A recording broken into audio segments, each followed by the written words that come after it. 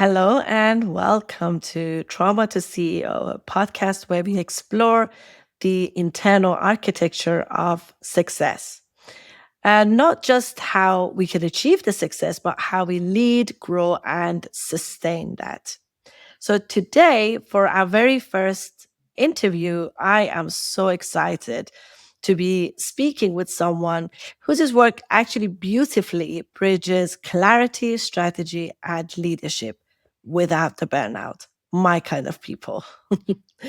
um, so I am joined with Nata Salvatori. She is the founder of the Accidental CEO, a business scaling and leadership coach who helps high capacity entrepreneurs step out of over responsibility and learn to lead with clarity, trust, and ease. She is a multi business owner, speaker, educator, and a creator of the return framework, which I love, by the way. And it actually helps leaders to shift from overwhelm to embodied CEO. Welcome, Nata. And she's also a very good friend of mine. So, Thank yes. you so much. What an honor to be your first guest. I'm so excited for you. Congratulations on launching this amazing podcast. I know it's going to be a great resource for people. Thank you. Thank you. And I'm so excited to have you because I think when we first met and we started speaking, I think within the first 5 or 10 minutes, I was thinking, oh my God, this woman is speaking my language. So, and of course, with all the work that you're doing and your background in psychology and all the things that you've gone through and all the things that you have done, all the incredible things that you've done, I think it's fair to say that it has really prepared you for this role, right? So, for people that don't know you or don't know your work, which by the way, everybody should, because it's that amazing. Can you tell us a little bit about what it is exactly that you do? And I know that you have multiple businesses, but just talk us through what it is you do, especially when it comes to working with kind of leadership, but in a way that it's sustainable and in a way that bring makes success something that people don't dread, but people actually get excited about. Yeah, so I call myself a freedom first leadership coach. So I help people scale their business in a way that kind of brings their identity back and help them get out of that operator, mindset and into the true CEO position that they should be in when they are leading their business. So my client is really that person who at face value has a great business, everything is going well, they're making money, but behind the scenes they're drowning. There's Mm, like they need that help to understand how to take things to the next level. But a lot of times it's not the people that are out there raising their hand saying, I need help, help me, because they feel that even a little bit of that guilt of like, hey, my business is actually doing well, I'm making money, yeah. but we all at some point need a little bit of coaching and a little bit of mentorship. So those are the people that I usually help kind of take things to the next level. Amazing. I mean, absolutely true as well, because I think there is something to be said about how people who are doing well and people who are high achievers, it is a little bit more difficult for them to acknowledge maybe at times that they're really kind of, that they're not even struggling because, I mean, they don't, a lot of the times they can't identify in a Yeah. way their struggle because they've been doing it for so long. I mean, I know I've been in that position as well, that having hard work or kind of really hustling or grinding and all of that, it becomes part of like your identity because you've been doing it for so long. So that's why I think this kind of work is so important because you're essentially teaching them how to, well, first identify the parts that are may not necessarily be working, and again, because they are so used to that pattern, they may not be able to recognize it so easily. So Absolutely. yeah, no, I love that. So the concept of I know that you're a host of a podcast, Accidental CEO.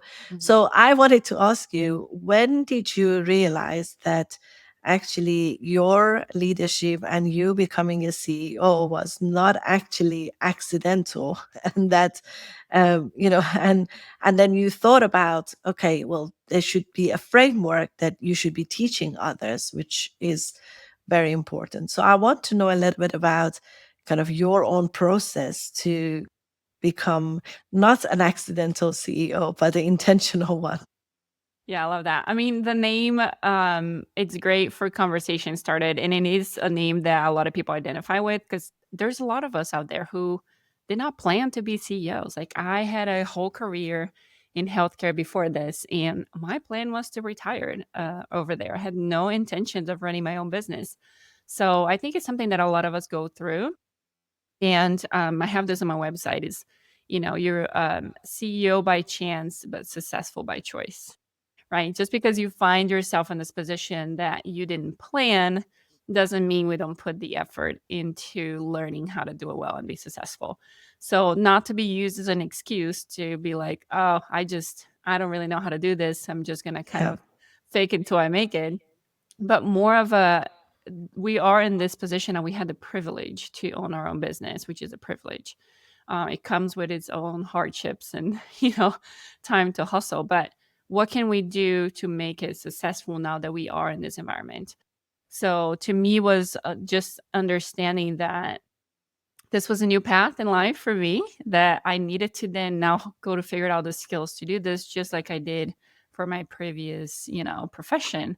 So understanding how to put together a business that sustain the kind of lifestyle that you really want when you start your own business, because nobody starts their own business to work, 24/7, which is what a lot of people ended up doing. We leave our 8 to 5 thinking that we're going to have all this freedom and all this free time because now we're the owner of our business, and we ended up working a lot more than we did when we were working for somebody else. So, how can we repackage this concept of owning our business in a way that brings that freedom first framework back into our lives? So that's really what I do and what I teach people doing.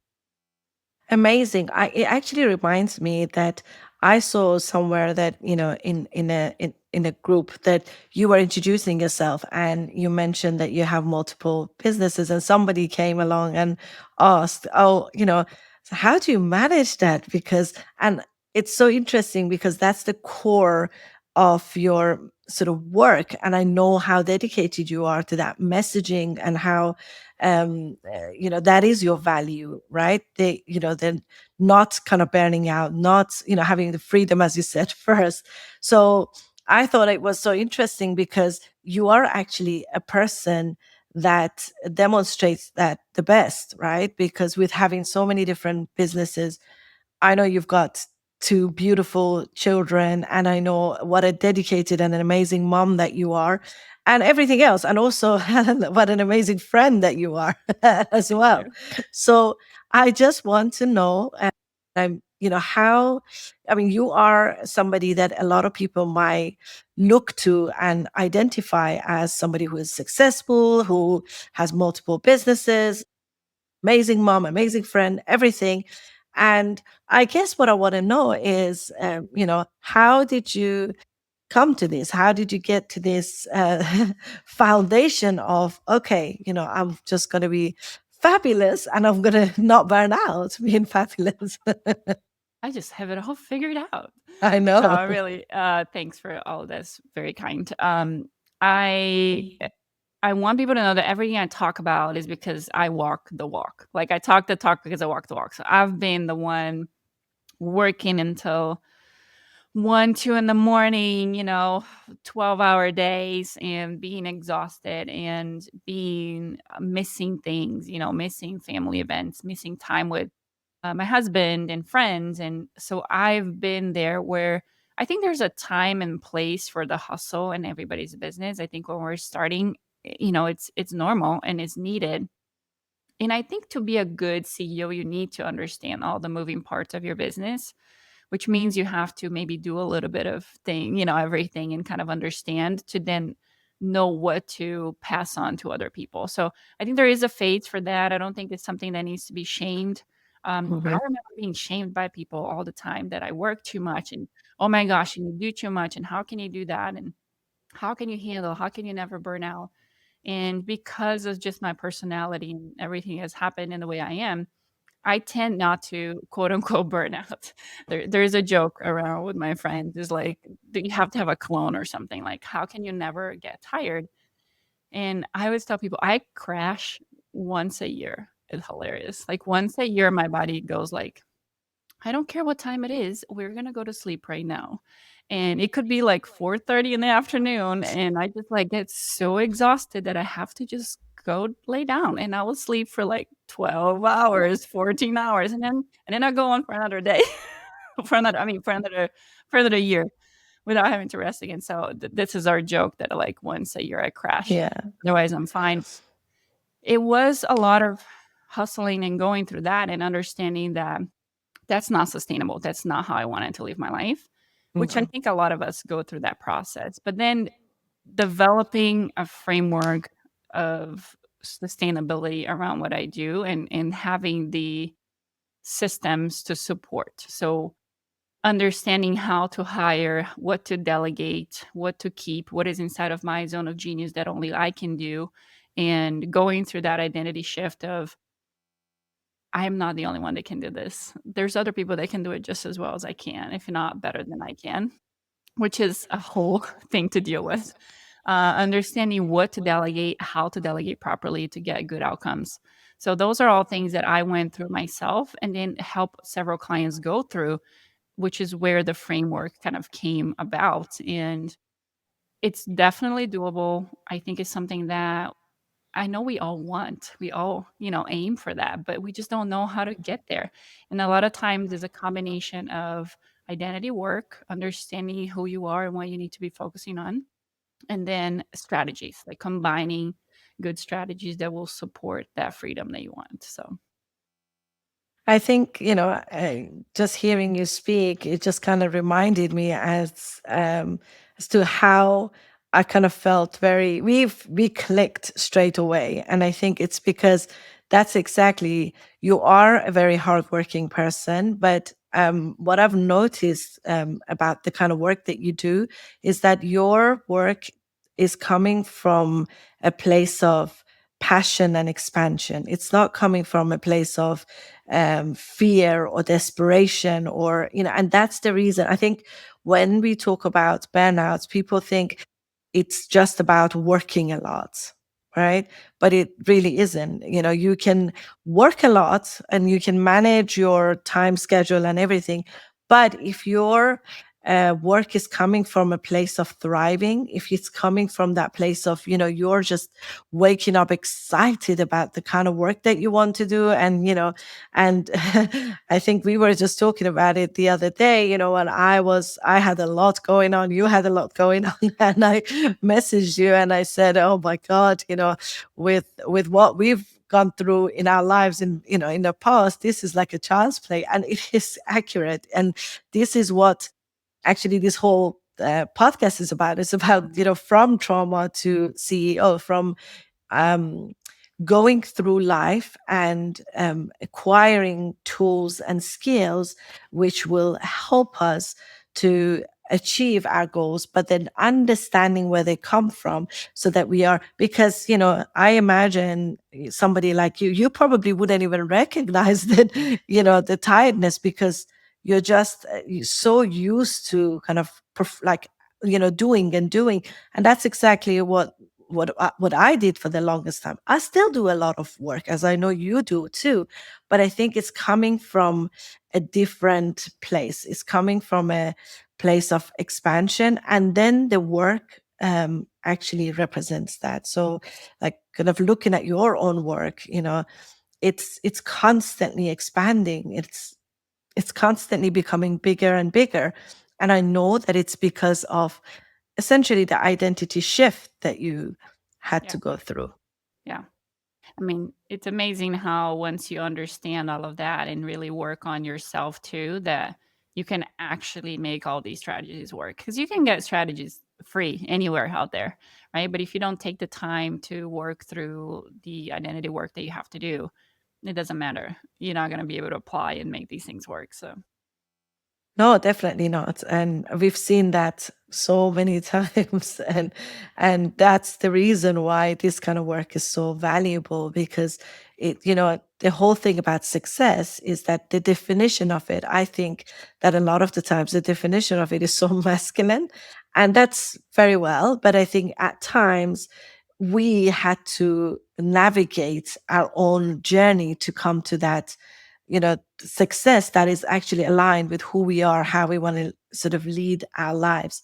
So I'm curious to hear about kind of your understanding or your I guess definition of success, but a success that is that you are working with your clients at the moment for them to achieve. So I imagine that definition is a little bit different to, what the mainstream definition of success is, which is equal burnout and yeah, just not cool.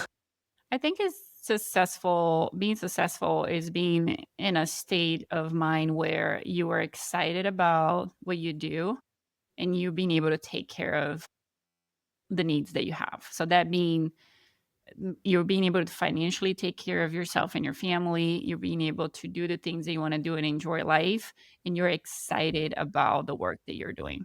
It can be that simple. It doesn't have to be complicated.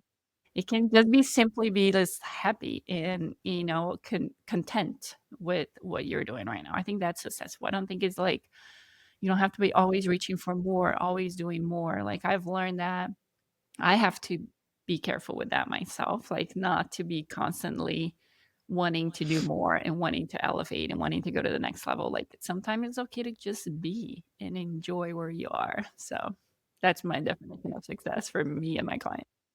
Amazing. And I think that when you are, and again, this is coming from my own experience and also my client work and just watching everybody else, somebody like yourself, when you are content and you are doing the work and you are excited about the work, the sort of the growth and more just comes naturally. You don't even have to sort of seek that more, because it's in the path, because you are kind of enjoying yourself, you're really in your, you're feeling yourself and your life. And so the next level is just inevitable, and the next growth, or more, as you said, it is inevitable, right? Yeah. I also know that you, I'm putting you on the spot a little bit. I know that you have gone through a lot. Hmm. You've moved countries. You've started from scratch more than anybody else. Yeah. I'm curious to know, and you've done a fabulous job with everything. And I really am curious to know from your kind of perspective how your lived experiences shaped you or helped you becoming the leader that you are, and how you're guiding others to do the same.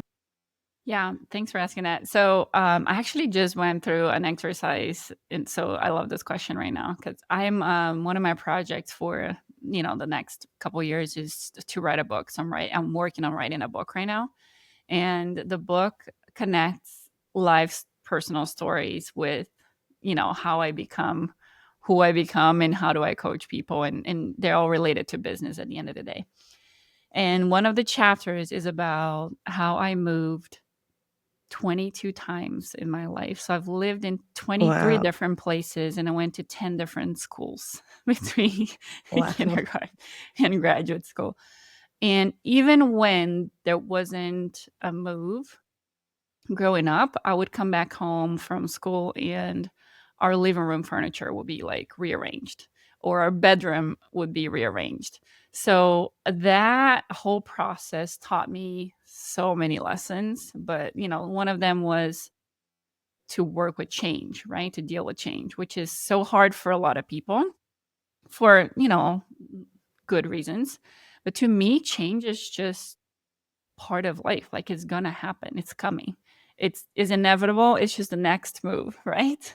So change to me was something that is very comfortable and it's just normal. And it puts me in a position to help my clients see things a little bit different. So to me, the status quo and stagnation is what makes me uneasy. Mhm. Mhm. And for most people, their change makes them uneasy because they don't know what's coming. And they're like, I don't know about this. Like, it's not the way it used to be. And I'm like, this has been like this for too long. Like, what's happening? Like, what do I need to do next? So I think going through that in life taught me how to see change as not like a wall, but like a door to walk through. Like, it's inviting to me. And the feeling of being uncomfortable with change is, again, something that to me is familiar and is not threatening. So I think that is a huge thing that helps me with my clients, to be able to gently push them towards, that change and that uncomfortable feeling that needs to happen for you to get to the next level of things. So that's one of the lessons, I think, from going through all of this, that I definitely hold with me and apply to what I do right now. And I think it helped me to be able to reinvent myself so many times and do so many different things. And again, be okay with unknowns and the new things and, the changes. Oh, that's amazing. Firstly, I'm super excited for your book to be coming out. I think that would be definitely a good, amazing read. I can't wait.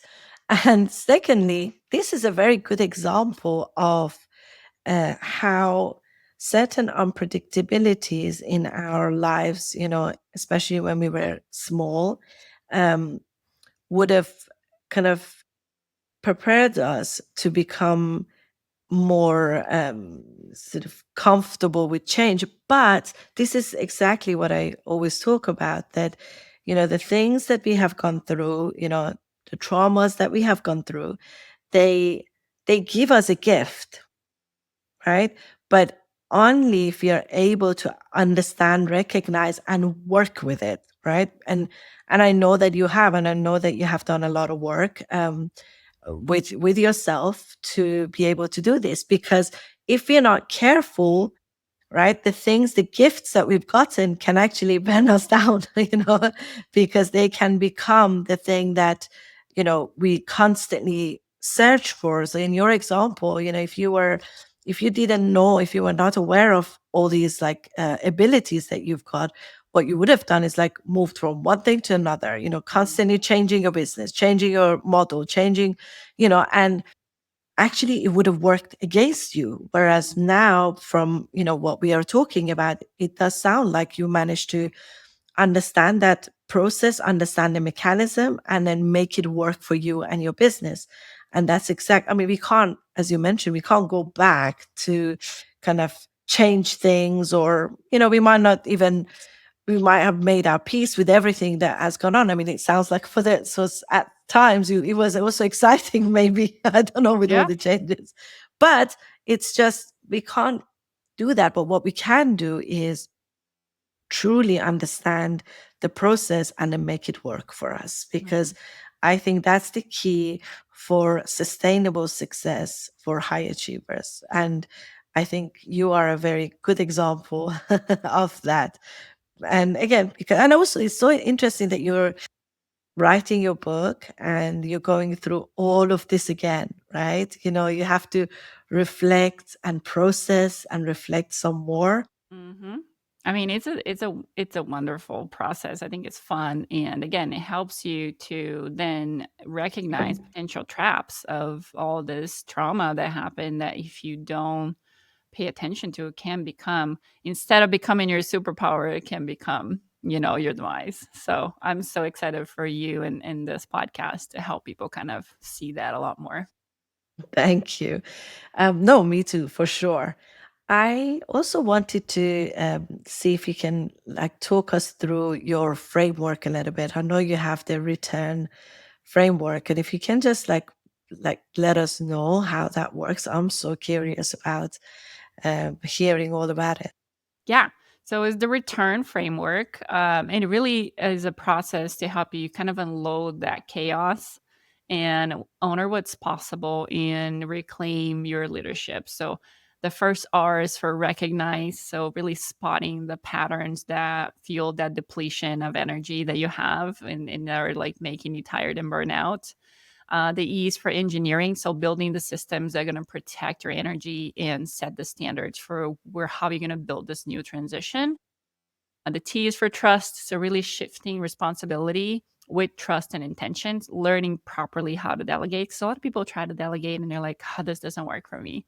But it's most of the time because they didn't have a good structure around what you were doing with a good process and good follow up and all that. The U is for untangle. So releasing that identity trap and like keeping you, over involved in helping you transition into that CEO mindset. The second R is for reinstate, really taking back your time, your power, and your presence. And then the N for nourish, really understanding how to continue to fuel that future with ease and alignment and support. So it's really taking a good look at how you're structuring things. How are you what is keeping you from taking that next step? What is holding you back? And it's a combination of strategy and identity work that kind of we go through together. And you can't do one without the other. So, No, for sure. And how do you offer this kind of support to people? I know you do some one-on-one work. Can you just tell us a little bit about how you can support people through this process? yeah, so I do all one-on-one work with my clients. I love one-on-one work. We can dig deeper into what is really keeping you from, moving forward. So it's all one-on-one work from a small container all the way to having me kind of a consultant in your business for a whole year. So we have different options there for different speeds. I know not everybody is fast and furious like I am. So we accommodate kind of different learning and personalities. So a good variety of things there. And you can easily find that on my website. And then for people who want to just take some information on their own, I do have a course called the CEO Method where they can go through it on their own and just kind of try to apply all of the delegation skills. But that's just a small part of what I work with my clients. No, I know. I mean, you do so many different things, and sometimes people just take one small aspect. And I think your magic truly is when, when somebody sits down with you on a one-on-one basis and they can really tap into your genius, I guess, or your zone of genius. And I think you managed to really capture that for yourself really well. And I do think that it has everything to do with all the internal work that you've done, all the everything that you kind of how you built yourself, and then using that to build a system that is now helping others do the same. And it's just fabulous. I'm so Thank you. excited. Thank you I very much actually for that. I actually have one more question because I forget sometimes, um, and I get carried away with other things. But I have a question about money, and I want to ask you this because, well, firstly, I know that you're doing really well, which I'm so happy and excited for you. But I also want to see if you can leave something, some kind of insight for people who are listening, because a, a big chunk of the work that I do with people, with clients, is around money block, right? Mhm. And so many amazing, amazing people, talented, hardworking, and they get stuck at a certain kind of, um, they get stuck with under earning, in my opinion. So, in your experience, what do you think is the real thing that keeps people under earning, and how do you tackle that with for yourself firstly, but also with your clients? Yeah, at the end of the day so I definitely had it myself. I had to go through the whole process. I remember when I started my first, business, it was a hard time for me charging a lot of money for things because I was basically selling to myself, right? So I think one of the big things is understanding that sometimes we are not our ideal client. That's a big one. So stop selling to yourself.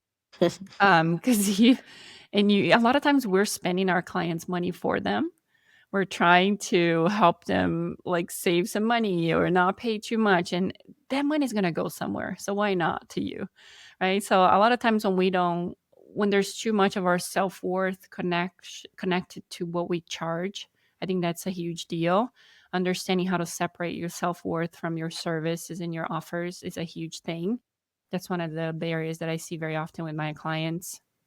um, and then just understanding that you are helping, like what you're doing, you're selling is not doing something to somebody, is doing something for somebody. So understanding that you are coming from a place of selling from a place of love, meaning you are helping solve a problem. This person is coming to you with their money saying, help me. And when you're not taking that money, you're basically turning your back on them and saying, no, thanks. Like, I don't want to help you because I don't feel Mhm. worthy of taking that money. So there's so much work that needs to be done on the back end to really understand what your self-worth is and how that is disconnected from all of that stuff. I mean, it's definitely a big place to start for everybody that is feeling that they're getting stuck with how much they're making, how much they're earning. There's amazing books out there, but I invite you guys to work with somebody like Farya, or myself to really help you guys see where that is coming from. Sometimes those are things that we heard when we were little, that we went through that we don't Mhm. even realize that it's just in the back of our brain, right? And that we're just living through these upper limits and misconceptions or whatever you want to call it that is keeping us from making those decisions that really help us elevate our income and everything else. So I went through it. I had to rewire how I think about money and start thinking of money as a good thing. I teach my kids now about money, and we talk about it often. We talk about how that's a good thing and how you can do more good things when you have more money. And I Mhm. want them to have a very positive, feeling and thought about money. And it's not something that was done to me. So, Exactly. No, that's amazing. That's exactly what um well, a lot of people face, and it's never really about money or numbers, right? It's mhm. always about lots and lots of different layers and programming. And Yes. so yeah, it's fascinating, but it's also important for people, especially I'd say women, because we have a lot more programming around money, Hmm. to really grasp what, because otherwise you got to be looking at the wrong solution for the for the problem. And again, that's where again, strategy is very important, but it's really not the actual work. It's kind of what combine, what you can combine with that strategy that makes all the differences, right? Yeah, absolutely. Amazing. So thank you so much. I mean, I could go on and pick your brain, because I love speaking with you and exchanging ideas. But for the sake of the time scheduling of the podcast, let's just close. But is there anything that you want to add? Is there anything that you want to mention? And also, can you let people where they can find? Can you let people know where they can find you? Yeah, absolutely. Thanks for having me. It was so much fun to talk about all this stuff. If you are looking into working with me, you can go to accidentalceo.co/coaching, and you find my coaching offers in there. Or you can find me on Instagram at accidentalceo.co. That's a good place to go and send me a DM. I'm still the one that goes in there and responds to everybody. And I just started my little life on Substack as well. So you can come find me over there. I will add all of these into the notes for the episode. But it was an absolute pleasure having you as my first guest. Yay! Love I it. know. And you have to promise you come back again, because this is just like the beginning. Yes. And yeah, so with that, thank you again for joining us. And that's it. Bye. Bye.